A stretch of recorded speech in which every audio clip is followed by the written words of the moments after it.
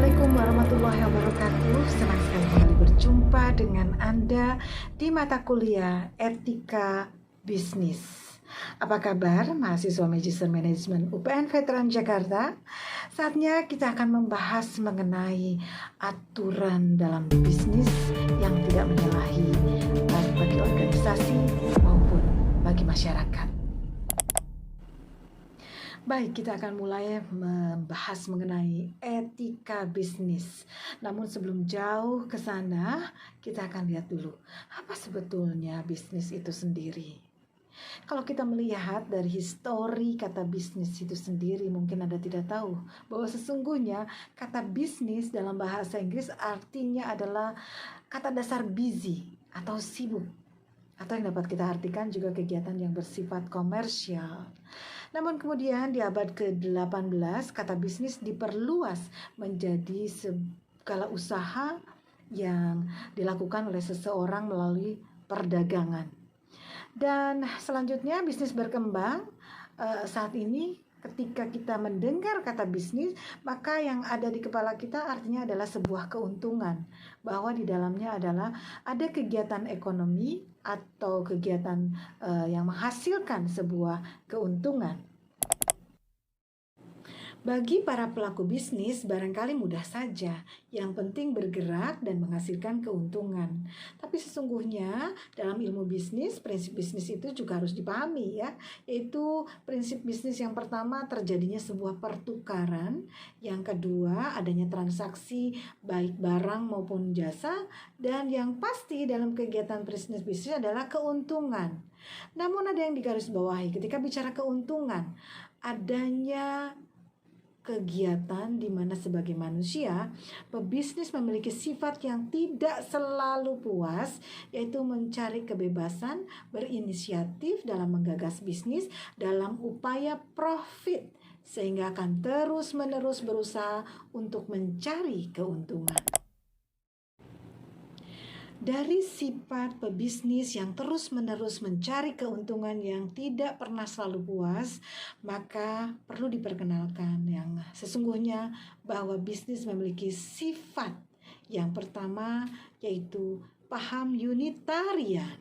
Unitarian adalah nilai-nilai moral yang bersifat universal, harus tercermin dalam praktek dunia bisnis. Yang kedua, paham separatis, yaitu di mana lingkungan fungsional dalam bidang ekonomi dan politik relatif bersifat otonom dan didasari oleh logika, prosedur, dan aturan tersendiri yang terpisah dari aturan kehidupan pribadi di keluarga dan di masyarakat. Satu lagi ada sifat bisnis yang bernama paham integrasi, yang artinya bahwa kegiatan bisnis tidak semata-mata untuk memiliki logika pokok memaksimalkan keuntungan, tetapi juga merupakan bagian masyarakat dan diawasi oleh tuntutan moral masyarakat.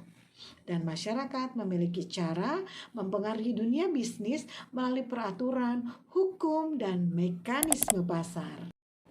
Dari sifat bisnis yang memiliki kecenderungan selalu mengharapkan keuntungan yang tak berbatas, maka ternyata ada salah satu persyaratan dari kebebasan bisnis itu sendiri yang dikenal dengan rule of law. Nah, rule of law itu dimanapun suatu negara harus diatur oleh hukum dan peraturan.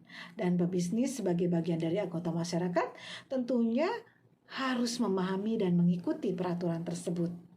Aturan hukum memerlukan keberadaan pemahaman bersama dari komunitas tentang nilai-nilai dan norma etika.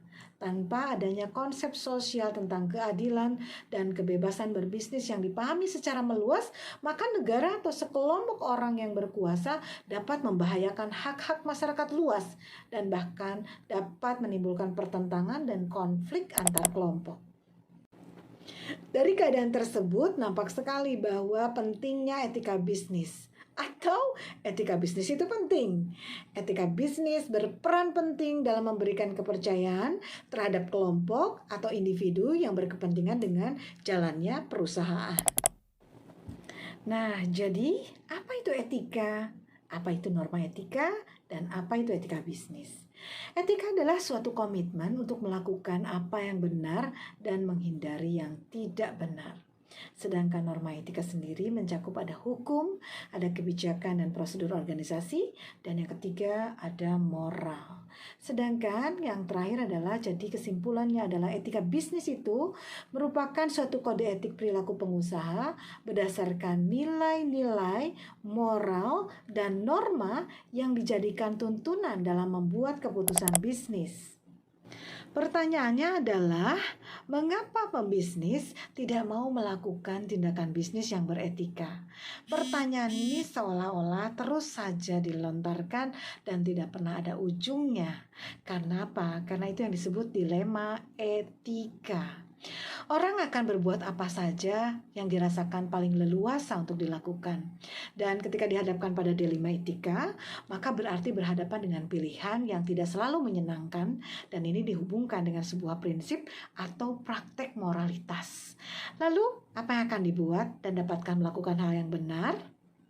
Mereka percaya bahwa mengikuti etika secara absolut 100% akan membatasi peluang sukses dan meraih kemenangan dalam persaingan bisnis. Dan kepercayaan ini tentu saja sangat bahaya dan tidak pada tempatnya. Karena itulah penyebabnya banyak pembisnis terpaksa menghalalkan segala cara, baik itu berupa suap, sogokan, kolusi dalam memenangkan persaingan bisnis. Dan terkait dengan iklim bisnis itu, maka masyarakat atau negara, jika praktek suap, korupsi masih menjadi dewa dalam menggolkan suatu bisnis, maka secara tidak langsung akan mempengaruhi perilaku pembisnis. Di sini akan banyak perilaku take it or leave it. Dan repotnya, masih lebih banyak orang yang bersedia memilih take it dengan mengorbankan prinsip moral dan etika. Dalam hal ini, John Root menggambarkan bahwa mereka sebagai orang yang tidak alamiah, bahkan disamakan dengan monster yang sangat kejam, dan mereka tidak memiliki tanggung jawab sosial. Dan konsep tanggung jawab sosial atau social responsibility dan etika bisnis acap kali dianggap serupa. Gerakan tanggung jawab sosial adalah sebenarnya merupakan salah satu aspek dari keseluruhan etika bisnis. Dan gerakan tanggung jawab sosial ini bangkit pada tahun 1960-an yang meningkatkan kesadaran publik tentang peran bisnis dalam membantu membudayakan dan memelihara praktek etika bisnis di masyarakat dan khususnya dalam lingkungan alam. Di atas terdapat gambar yang di dalamnya kita bisa melihat banyak kesulitan untuk melakukan tindakan bisnis yang etis sesuai dengan hukum. Ya, di situ ada bagian status hukum, etis, tidak jelas, tidak etis, dan bagaimana menurut hukum, dan bagaimana akibatnya kalau tidak jelas, dan bagaimana kalau melanggar hukum. Artinya bahwa ketika kita pun berniat melakukan etika bisnis, banyak sekali kendala, banyak sekali faktor yang turut menentukan keberhasilan sebuah etika bisnis. Namun paling tidak kita harus meyakini bahwa etika bisnis itu penting, dan pentingnya etika bisnis. Baik, demikian tadi pendahuluan dari mata kuliah etika bisnis, dan tentu saja saya berharap Anda akan lebih memahami di pertemuan-pertemuan selanjutnya.